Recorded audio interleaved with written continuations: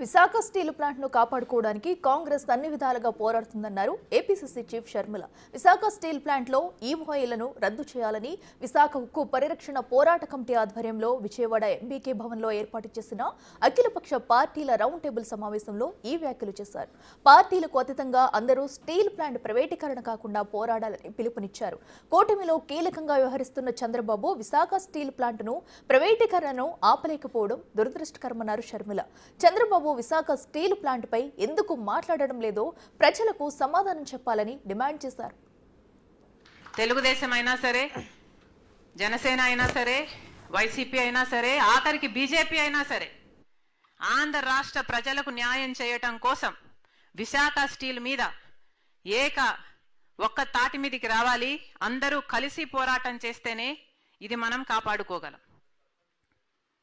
మళ్ళీ చెప్తున్నాం, ఇప్పుడు పెట్టిన తీర్మానానికి కాంగ్రెస్ పార్టీ కట్టుబడి ఉంది. మీరు ఏ తీర్మానం చేసినా విశాఖపట్నం స్టీలు కాపాడుకునే విషయంలో కాంగ్రెస్ పార్టీ మీతో కలిసి నడుస్తుంది.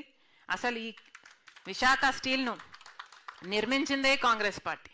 ఇందిరాగాంధీ గారైతేనేమి, రాజీవ్ గాంధీ గారైతేనేమి, ఆ తర్వాత జాతికి అంకితం చేసిన పివి నరసింహారావు గారైతేనేమి, లేక రాజశేఖర రెడ్డి గారైతేనేమి, కాంగ్రెస్ పార్టీ అధికారంలోకి ఉన్న రోజున రాజశేఖర రెడ్డి గారు 2,000 కోట్ల రూపాయలు ఈ స్టీల్కి ఇప్పించగలిగారు.